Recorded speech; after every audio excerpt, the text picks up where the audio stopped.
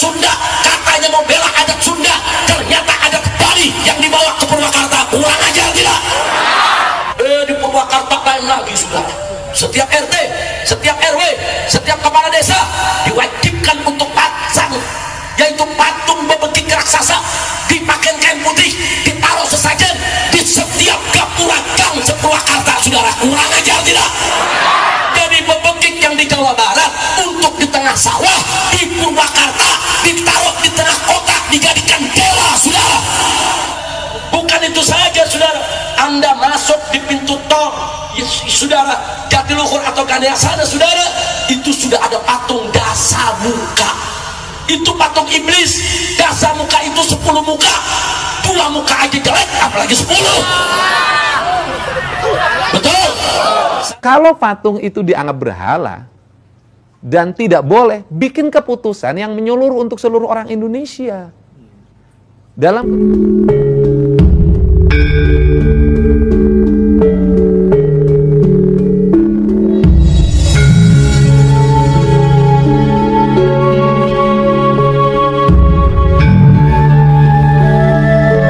Assalamualaikum mau dibuang, mau diganti sama Sampurasun, saudara, saya tanya, terima atau tolak? Terima atau tolak? Terima atau tolak? Takbir! Ada apa sebetulnya di Purwakarta? Mau tahu? Mau tahu? Padahal Cikampek Purwakarta tetangga. Tetangga. Caket-caket. Kalau saya dari Jakarta, dari Bogor kan jauh, betul? Tapi kita ngikuti perkembangan, saudara. Jadi sebelum kita cerita Sampurasun, dalam 8 tahun terakhir ini terjadi perubahan drastis di Purwakarta, saudara. Bapak Ibu yang saya cinta, selama ratusan tahun Purwakarta itu menjadi kebanggaan orang Sunda, saudara. Kenapa?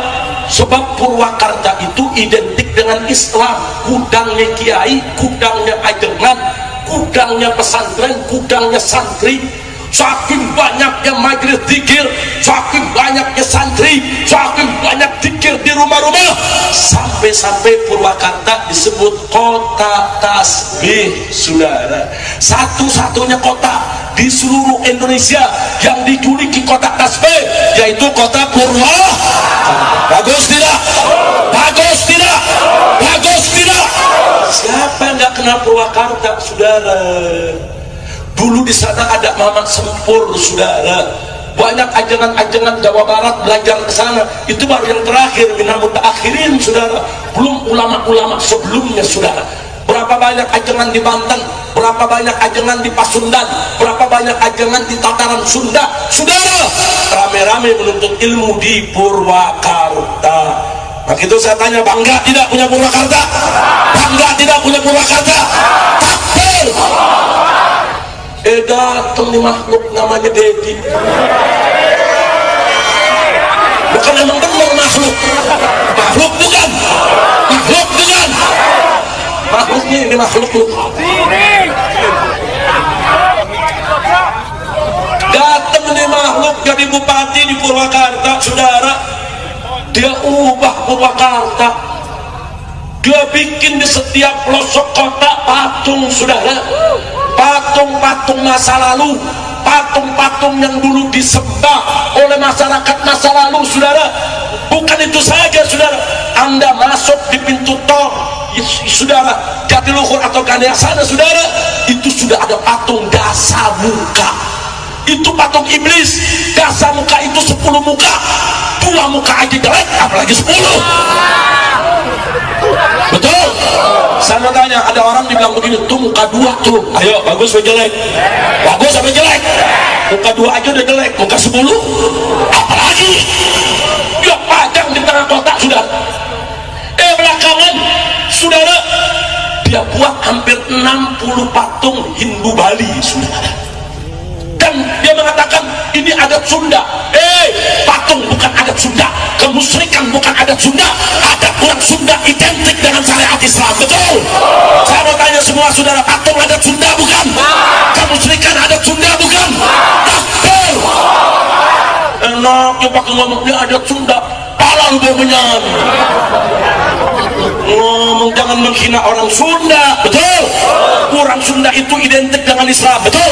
Orang Sunda itu cinta kepada ulama dan ajaran, betul? Orang Sunda itu siap mati buat Allah dan Rasulnya, betul? Patung bukan adat Sunda, kemusyrikan bukan adat Sunda, betul?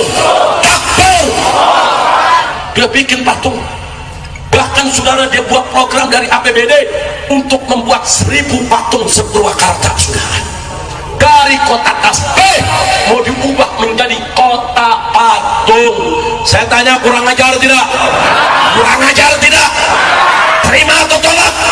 Biarkan atau lawan? Takbir. Nggak sampai di situ, saudara. Yang kedua, pohon-pohon di jalanan semua, saudara, dipakein kain poleng, saudara. Kalau pakai kain putih saya tidak protes, kalau pakai kain batik saya nggak protes, tapi kalau pakai kain poleng ini ada persoalan.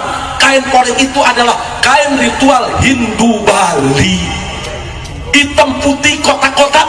Kenapa mesti pakai kain Hindu Bali? Kenapa bukan kain batik Sunda? Betul? Sunda juga punya kain batik khas, betul tidak? Betul tidak?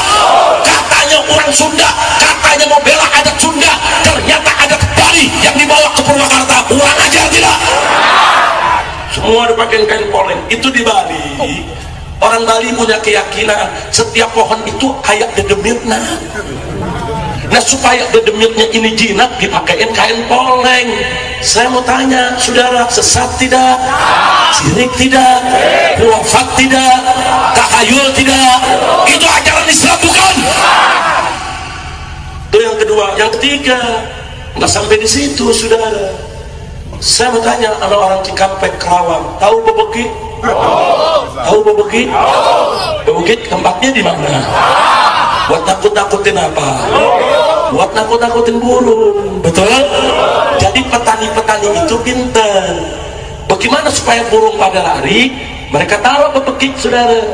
Yaitu patung orang-orangan yang dibuat dari alang-alang, saudara. Nah, burung ini kan nggak punya akal, dia nggak bisa bedain mana petani, mana alang-alang. Sudah. Nah, dibohongin sama petani supaya panennya bagus, nggak dirusak sama burung. Bagus tidak? Saya tanya, kalau begitu petani pintar tidak? Cerdas tidak? Bagus tidak? Berarti bebegik ditaruh di tengah sawah buat nakutin burung, boleh tidak? Boleh, saudara, nggak apa-apa. Di Purwakarta lain lagi, saudara. Setiap RT, setiap RW, setiap kepala desa diwajibkan untuk pasang, yaitu patung bebegik raksasa, dipakai kain putih, ditaruh sesajen di setiap gapura gang Purwakarta, saudara. Kurang ajar tidak? Jadi bebegik yang di Jawa Barat untuk di tengah sawah, di Purwakarta ditaruh di tengah kota, dijadikan bola, saudara. Dan saya mau tanya, itu ada Sunda bukan? Ada Sunda bukan? Patung ada Sunda bukan? Musyrik ada Sunda bukan? Khurafat ada Sunda bukan? Takbir. Masya Allah. Udah kira jelas gak? Yang keempat, nggak sampai di situ. Dia minta sama PLN Purwakarta supaya setiap malam bulan purnama listrik dipadamkan, saudara, dari jam 6 sore sampai jam 9 malam. Untuk apa? Supaya masyarakat Purwakarta mendapatkan berkah dewa bulan purnama. Ngawur tidak? Sesat tidak? Musyrik tidak? Saya mau tanya orang Sunda, saudara, nyembah bulan atau nyembah Allah? Nyembah bulan atau nyembah Allah? Tuhannya orang Sunda bulan atau Allah? Yakin? Jadi apa yang dilakukan Bupati Purwakarta? Ngawur tidak? Sesat tidak? Menghina Islam, menghina agama, merusak adat budaya Sunda, betul? Takbir. Insya Allah. Udah berapa tuh? Yang kelima. Apalagi yang kelima, saudara? Beberapa waktu yang lalu saat ulang tahun kota Purwakarta, ini Bupati bikin kereta kencana, dibawa keliling Purwakarta. Apa dia bilang? Kereta kencana ini sebagai mas kawinnya dengan Nyi Roro Kidul. Mimpi kali ya. Ini saya mau tanya, gelo apa enggak? Waras sampai gelo? Waras sampai gelo? mah gelo. Ngaku kawin menyororo kidul, iya. Ini dia ingus kucing.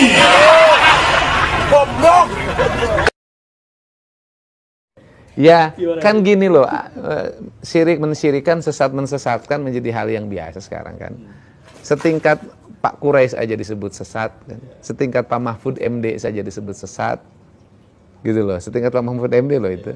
Kemudian setingkat dulu Cak Nur, pemikir besar, Hasanah Islam Indonesia, itu juga disebut kafir kan, gitu loh.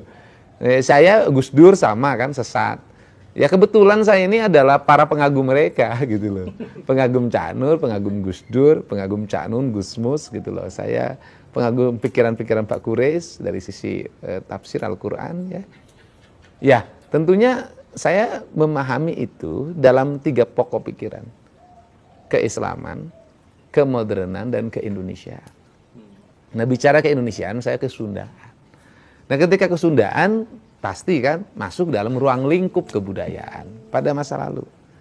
Yang jadi pertanyaan saya adalah, kenapa setiap nilai-nilai kebudayaan masa lalu bangsa saya, orang Sunda atau orang Jawa, selalu dimusyrikan, selalu dibikin identitas bertentangan dengan agama. Letak bertentangannya di mana? Itu yang menjadi pertanyaan saya. Tetapi ajaran kebudayaan yang dibawa dari Timur Tengah itu kan juga banyak yang bukan dilahirkan pada zaman Nabi. Sebelum Nabi sudah ada. Nah, misalnya Pak Said Agil pernah menyampaikan dalam ceramahnya, masjid itu pakai menara. Menara itu dari munara. Munara itu adalah tempat penyimpanan api, yaitu orang-orang Majusi waktu itu menyembah api yang disimpan di menara, Kemudian menara itu menjadi khasanah masjid yang dipakai di kita semua. Kenapa sih itu boleh dipakai jadi masjid? Kenapa yang di kita nggak boleh?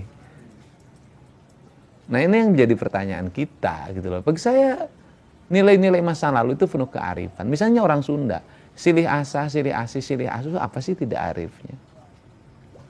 Ada kereta kencana, kemudian dikasih dikasih ratus ya, dikasih bunga, apa bedanya dengan bendera yang dihormat? Kan sama, diarak setahun sekali, orang nonton foto-foto, apa benderanya dengan bendera yang dihormat? Kan sama aja. Apa benderanya sih dengan bendera ormas, bendera partai? Kan sama gitu loh. Itu kan simbolisasi saja. Ya, kalau itu nggak boleh, bendera ormas juga jangan dibela-bela dong. Kan ketika nama ormasnya dilecehkan orang lain kan ngamuk. Kan ketika nama partainya dilecehkan orang lain kan orang ngamuk juga. Kan artinya bahwa samalah semuanya juga masih menghormati simbolisasi gitu loh. Ya cuman beda. Nah itu problemnya apa? Misalnya kain pohon dikasih kain, terus problemnya apa? Katanya itu dianggap yang menghidupkan agama Hindu. Nah pertanyaan saya, ada nggak di India pohon dikasih kain? Nggak ada. Itu khas Bali aja. Bukan khas Hindu loh, khas Bali. Bali itu khasnya budaya Nusantara. Nah kemudian menjadi pertanyaan saya, lu masalahnya apa? Bagus mana pohon dikasih kain dengan pohon dikasih paku? Dikasih paku, kasih iklan, ditulisan di situ. Misalnya hubungi 08 sekian gitu kan ya, untuk sedot tinja.